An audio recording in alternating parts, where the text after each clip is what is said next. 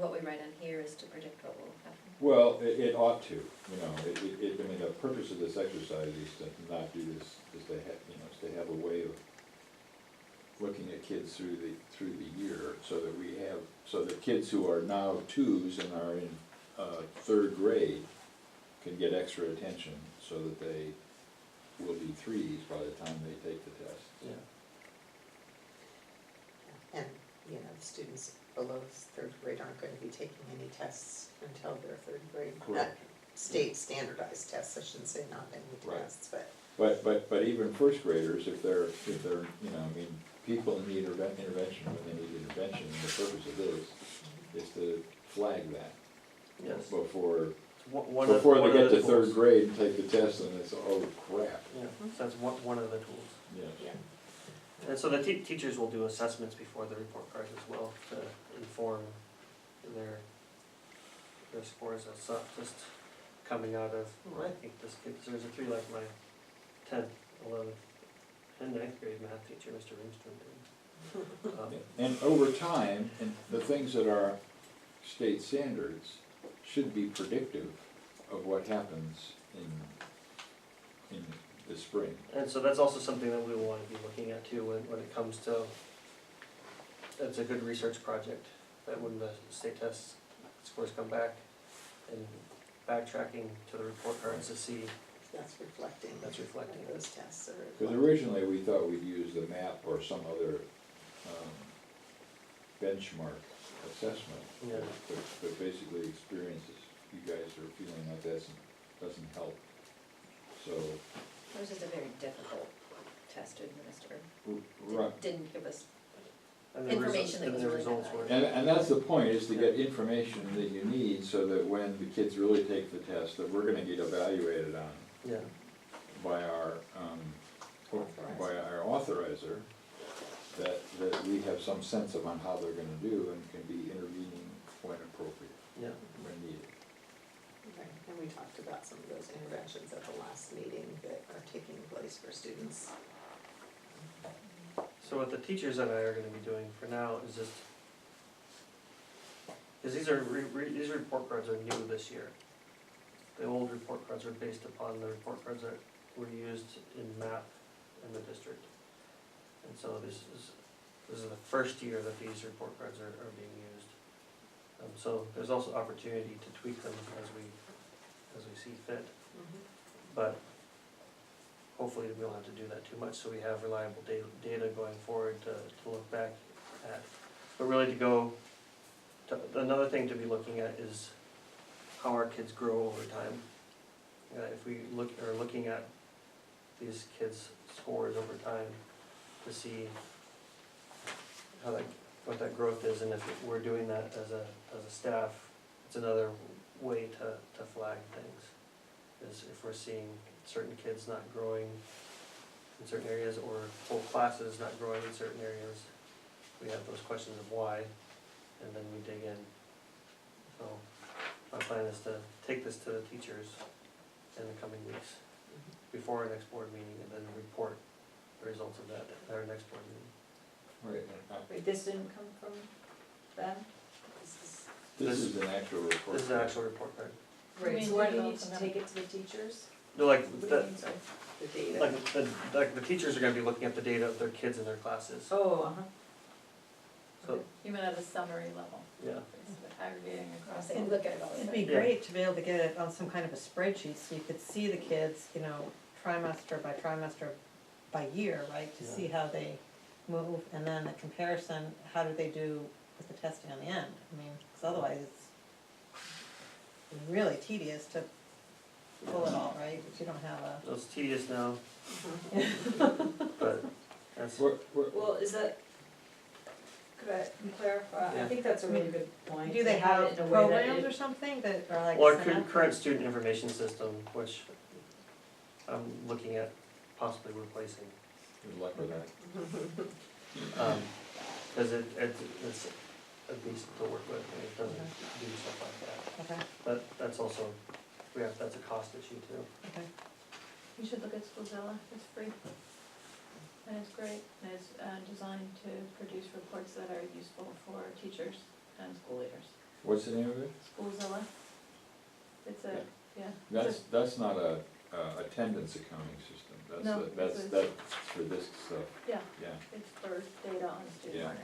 Cause you know, because in order for you guys to use it, you have to have it in a way that makes sense and where you can look at it over time and, right, and see how things change. And so I think, I mean, if there's some kind of program we can get that makes it Yeah, easy to do I that. think it makes sense to separate out these two we have a need for very good student accounting in order to report, do state reporting. You And mean receive attendance? attendance Mhm. and receive revenue. Yeah. And I'm gonna be very nervous about doing something different and new in that area. Yeah. Because It's working. because our ed tech supports it and, you know, the numbers are accurate. Yeah. But on the other hand, I think trying to mix that with really good progress reporting is probably not a good idea. Well, and They don't need to be linked for any, Right, you just, at the end of the Reason, day, right? Well, the there kid- are reasons, I mean, because a lot of, so for example, when we go to do our report cards, there's a lot of stuff that's automatically downloaded, all the, you know, information about the kids, their, attendance, their tardiness, all of that stuff, it's already loaded in there. So we used to literally have a Word doc. And we'd have to put in everything was done by hand, so it is kind of nice to have this. And then it automatically will like take all of the first trimester's grades and we can say, put them into the second trimester, and then we tweak it from there, rather than doing every single one hand by hand by hand. Right, So but- there's things like that that are, you know, it is convenient to we're, have a we're, system. we're changing topics, but, maybe we can bring that up at the next board meeting. Our Mhm. current student information system, to even get the attendance reporting is not the most Optimal. user-friendly, Is it School Mint? no. We'll get, let's leave Yeah, that for let's another bring it back agenda. up. item. just on, can I ask a couple Yeah. questions about this? So I think you were saying it's a 2-grade sheet, so the same verbiage is here for the second grader and then the third grader. So there's 3 versions of this. There's like TK, K1, 2, 3, 2, 3, and a 4. 4, 5. And then to Sonia's point about being able to track kids over time, the line items are gonna be different on those 3 sets, but is there a way to, are they similar, are they trackable? Like is one, when you're comparing first to second, the descriptors are different, but will we be able to, will they correlate the assessment on reading then versus the next one? They're I'm not- not they're not- articulating this yeah, very well, they're but not my question completely is there how yet. we move from one to the other, and to Sonia's point on being able to track progress. They're not completely articulated right now. They're close, but they're not completely. But you could even just do like writing in general, or, you know, the sum, or the average. for Well, like the writing. easiest thing is The looking at average like for reading. Right. reading level, Right. doesn't matter. Right, We have a tracking document for our kid reading levels Yeah. that we look at. but even just, you could look at just the headings, like the average in writing, the average in listening and speaking, and then you could always, Yes, so I would strongly advocate for doing first what we've already committed to doing, Yeah. which is to report to the community and the board 3 times a year progress, overall aggregate progress. And then how that gets aggregated down to be used by the teaching staff for usefulness, I think that's, you can keep that in mind.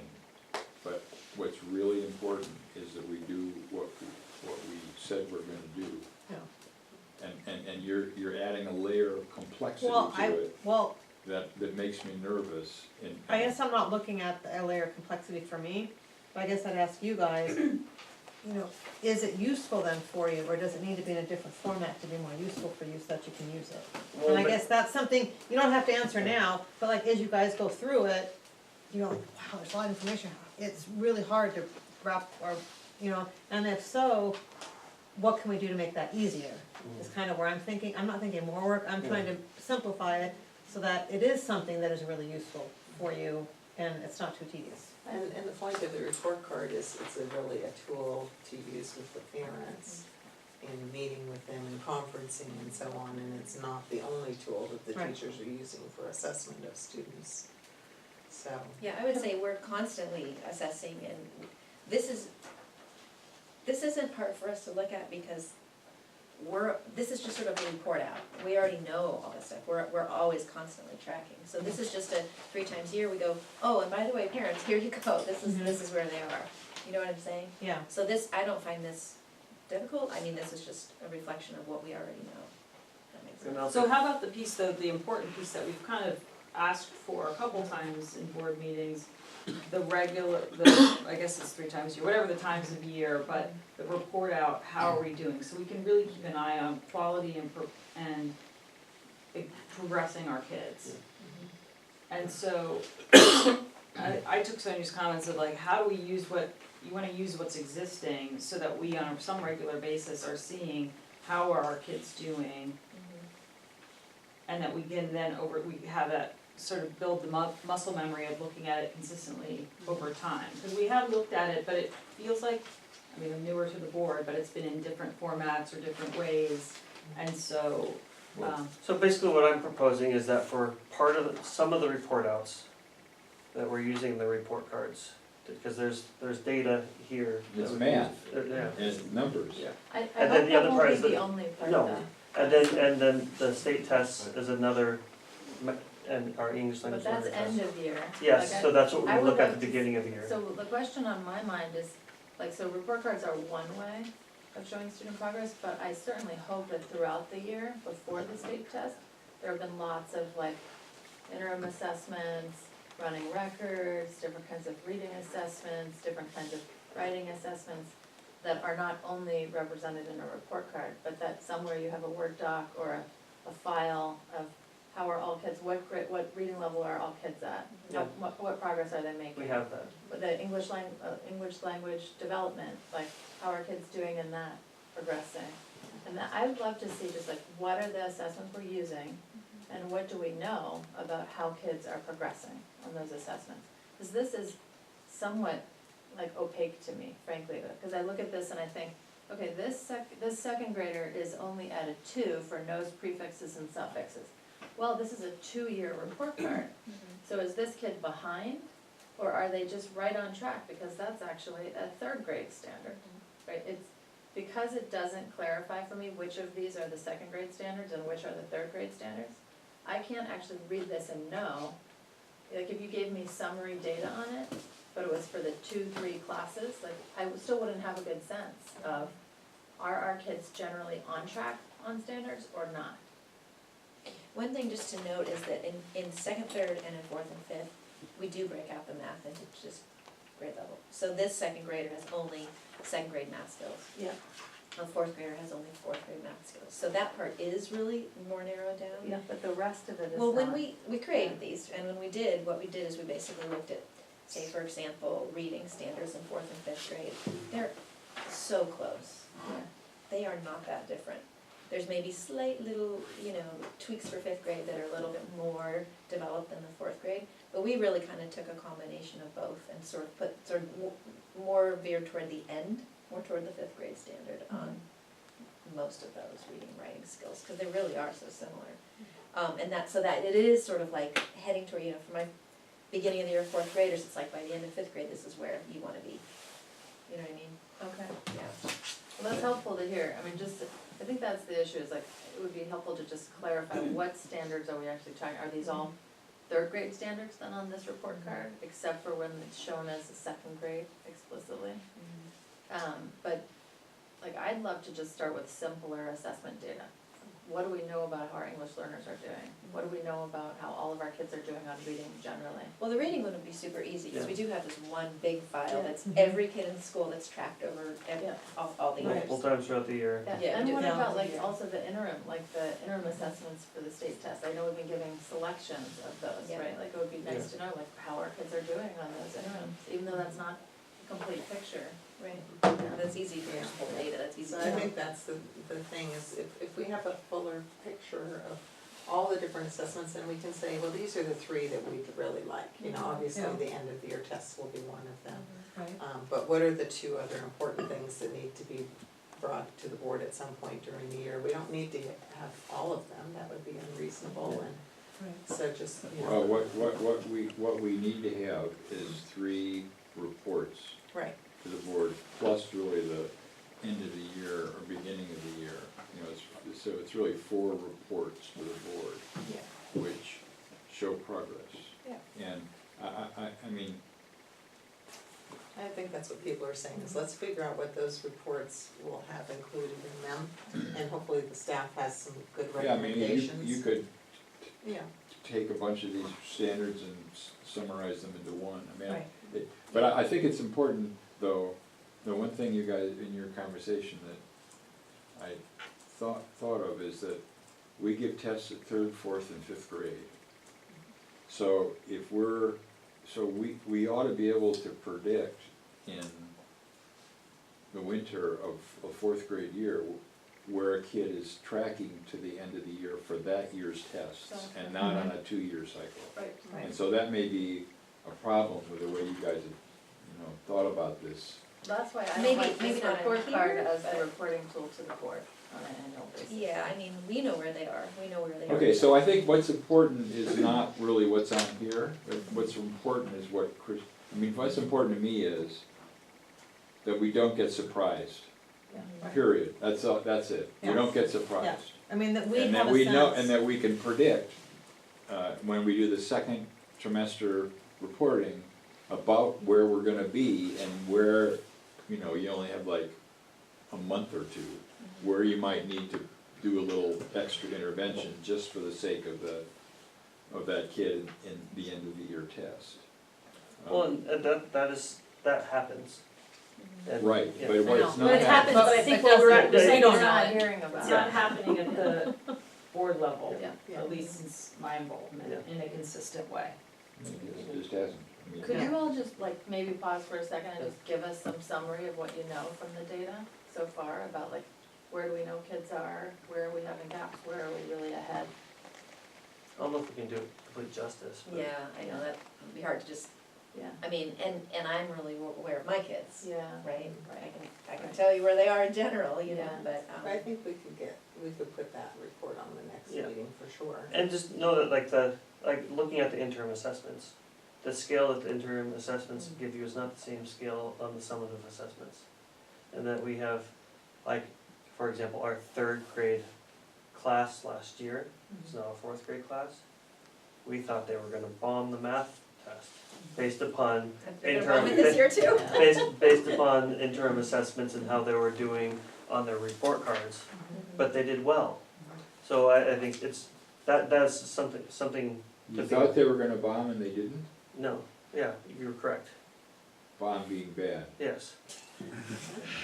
I hate to say it, but the way language is used today by the young folks. Yeah, something as sick means Oh, it's here it good. goes. Yeah. Well, and I will say, okay, based on interim assessments, 4th grade, and I have all the 4th graders, I've been super disappointed with how those have come out so far. We've had maybe 3 of them, and I'm just like, ay, ay, ay.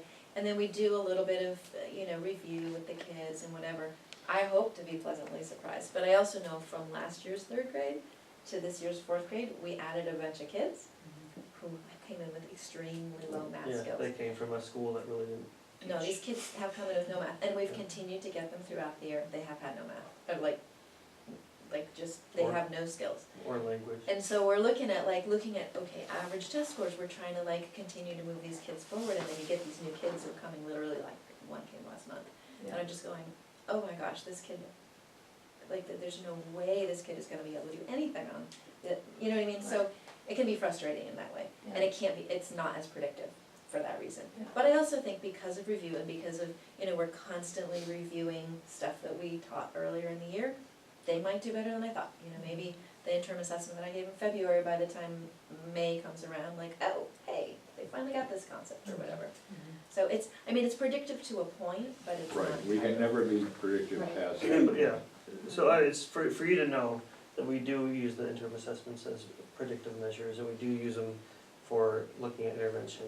And the same goes for the report card, because report cards come from assessments by the teachers. They're not just, like I said, they're not just made up numbers. Maybe for actively participates and demonstrates sportsmanship, but that, Well, and I know in testing in the past, and I don't even know if they use what's called scale scores anymore. But you used to at least be able to see where that student was the last time they were tested and the growth that they had in that time, even if you've only had them, you know, for part of the year or something, at least you knew that before they were at, you know, 700 and now they're at 800, and so they've had growth and, since and you've that's had what them. we did with our analysis of our CASP scores from last year, is that, you know, the overwhelming majority of kids grew a level in the year. If it was a third grader or fourth grader, they grew a level, so either meeting standard to exceeding standard. That's From the fall to the spring. from the From one year to the From From one next year. spring. prior Next year. spring to the next Yeah. spring. We had the Okay. previous years, even though we weren't in school yet, we had the previous year's scores From for their quite a last few school. kids, not, Okay. not everybody, Okay. and we could see doing the town Yeah. verse. Yeah, most kids either stayed, you know, meeting standard, still meeting standard, or meeting to exceeding. But like Luke was saying, for the interim assessments, they don't have the same levels. So what is it called? It's like near standard? which is basically the big range in the middle. Right, so it's either Yeah. meeting or nearly met, Yeah. and so you don't know, are they, where are they? Are they actually meeting, or are they almost meeting? Right. Because that's a different thing in the final test, Right. so it's Yeah. just kind of a little frustrating. Yeah. But, I mean, it's still really, really helpful, and just for the kids to see the format of the test, and, you know, then we do, you know, I usually, there's a way you can look at the results and go like, what are the questions that the most kids did really poorly on? Yeah. And then we really talk about those, and then we practice those, like, this is what this is gonna look like on the test, and this is how you might approach it, and the kids talk about their ideas of how they did it. So it is helpful, and maybe that means they'll do better, but, you know. Yeah, and we're, that last year and this year, we're looking at different interim assessments, and for next year, we as a staff need to decide which ones we're going to repeatedly do, so that we have that repeated data. Because different ones provide different amounts of feedback, which are different degrees of useful. So I think, moving forward, we should make a full year schedule for the board meetings for next school year, and Yeah. just map out which board meetings we're gonna discuss, student achievement data during. So it's known ahead of time, it's not kind of like just ad hoc. Yeah. And then you all can plan ahead of time, and if one of the timing, you know, if a little bit of the timing internally changes, you just bring what you have from the latest assessments. And maybe you can even just make a recommendation on when it's better to do it based on when you do your stuff, Yeah, right? but we should have that schedule Yes, and mapped just out set it. before the Yeah. beginning of the school I year. think it would make it a lot easier for everybody too, and then we don't have to remember all the time, it's just set. That makes sense to me. Yeah, it's easy to do, I And mean, then what- easy, I don't know, Yeah. And then what can we do between now and the end of the school year to just dig into data at some point? Like what's the Oh, we possibility? could look at, the easiest one to look at is reading levels, Yeah, and we can look at reading levels, we could do interim assessments, cause that's just shooting out. and do, I think you guys ought to get together and start, take this conversation and try to brainstorm a format Mhm. that provides, at least in the beginning, of what we will do 3 times next year. And then every time we do it, everybody will learn, and the next time it'll be a little different. But I think you gotta take a stab at presenting something. it would be nice I to agree. try it for next month. well, that was my plan for today, it just, we have a lot going on. Yeah, and then the other thing I'd love to include is that I know for K through 2, we're not doing formal standardized testing, but there are different ways. You know, you can do the Fontes and Pinnell, kind of reading That's part of our reading, assessments. Yeah, and Yeah. that the kids are assessed on Fontes Pinnell. Yeah, and then whatever other things we can do on the math side, so I think we should still be bringing that into the mix too. Oh, absolutely. Yeah. Okay. And Right, it would that's- cover all grades. Yes, Yeah. yeah, yes, Yeah. yeah, Yeah. exactly. So I just, what I want to be clear though, is that there's not gonna be one measure that we can come back to 3 times a year. That's fine, Yeah. I think we just, Well, we we need to can't show us read the that. aggregation But of like, the multiple data I mean, like points. with reading we can, but there are other things that, like the interim assessments, where they fall during the year. is different times. The state testing is just once a year, so. And I don't feel like there's one measure that we can look at that will be accurately able to use 3 times throughout the year. Right, so it's not Well, I like think we're it's gonna- like a dashboard of Yeah. things or a packet of Yeah. things. I think the important it needs thing is to to be- report 3 times a year. Yeah. Actually, it's really 4, because the fourth one is the Yeah, the results of big the one. test. No, at the Yeah. beginning, we did And I that at think the it's gonna beginning. be a process. Yeah.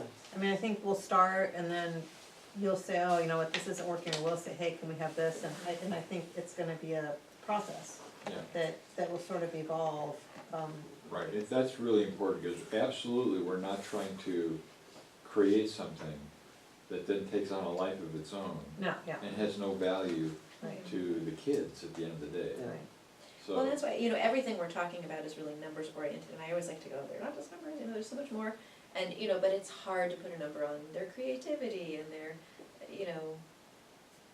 all of these other things that we think are important, it's hard to, And are those Quantify. things that we think are, they're in here though, things well, like, they are, but it's also, it's hard to, Quantify. it's actually is really hard to even mark these sometimes, because it's like, well, let's see, I'm trying to, this is different than the one I use, this is a second and third grade one, but, seeks out and use resources, well, yeah, I would say in this situation, I see this kid doing that, but do they do it here? Yeah, And we I haven't think created scales for the. Yeah, it's a tricky thing to put a number to, right? right, but you're doing it to communicate information to parents Right, and to us, and and to the kids. difficult, and to kids, right, Mhm, the families and to us, and to yourselves. mhm, And I think, that's just built in mhm. to any of these things. It's actually, it's somewhat arbitrary. The CAS scores have a certain level of arbitrariness to them. So we can't escape that, but nevertheless, we live in this world that cares about numbers. And our future is dependent on our ability to articulate that. I do think even for the things that are intangible, like a student demonstrating agency, something like that, what we need to do is just make a rubric that says, here's what is, a 1 through a 4 on our agency rubric, right? And then you just apply it and try to be consistent about it. I would actually love to see everything that's on our graduate profile, Yeah, like those end states that we want kids to be like, 10 in things. some way represented in the report card, and then have actually a rubric for each of those key, like, performance skills. They're not so much like classic academic, but like, the 21st century skills that we care about. Actually show them on here and get really clear about what it looks like to be just beginning, developing, mastering, accomplish or achieve the thing, or, excelling. I think would be great. Sounds great. And- A whole lot of work. and the reason, But I think that's important. I agree, I think If we care about it. the reason I think this progress, I haven't looked at this since, when we did the petition, we mapped every progress report into those 10 characteristics. And I think it's, for us to not get lost in something, for us to not get lost in just CASP scores, those 10 things are vital to who we are. And if we're not talking about them and tracking them, and talking to kids about it, and talking to parents about it, and teachers talking to each other about it, what do we do about this kid, blah, blah, blah, then we're gonna lose our way eventually. I agree, I think they should be central to the report cards and to what we trust.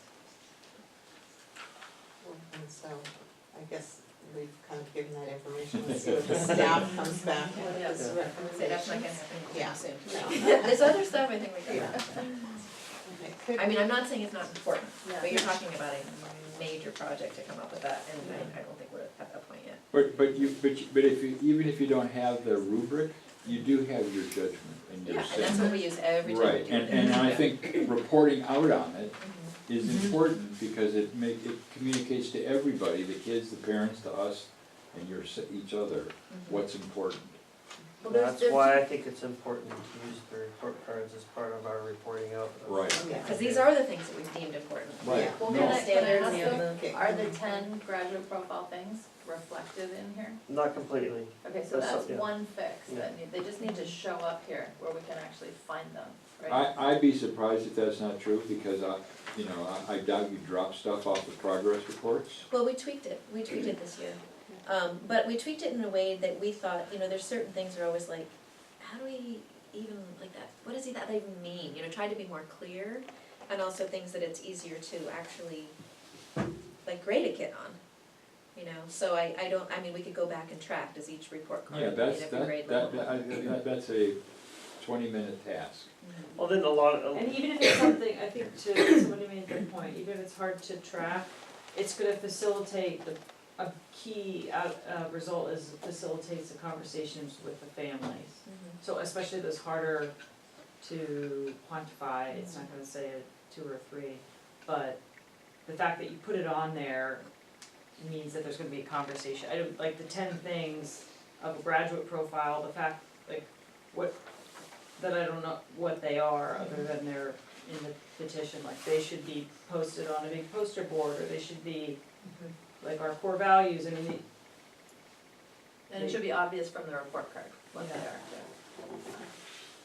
and the hard to measure things, easy for me to say, but still having them on there for the facilitation of discussion with families and with the kids, I think there's value there. Chris, you sent me something from the TAM district, which talks about Yeah. the characteristics of a graduate or something like that. Mhm. And 6 of them were Like verbatim. verbatim Yeah. out of ours. The problem is, they don't have a mechanism, they can say that and put it on a chart, but they don't have a mechanism in which every day teachers and kids are interacting around those things. They are trapped, good thing about being in elementary school, they are trapped in this post-secondary race to nowhere that cares about AP scores and grades and all that stuff. And so that's a big disconnect from those graduate profile things. And so the advantage we have, being in elementary school, is that our parents are not looking to have their kids go into Harvard next year. oh, someday. But so it's really, I think it's really important that it stays alive in the written stuff and in what we report out and.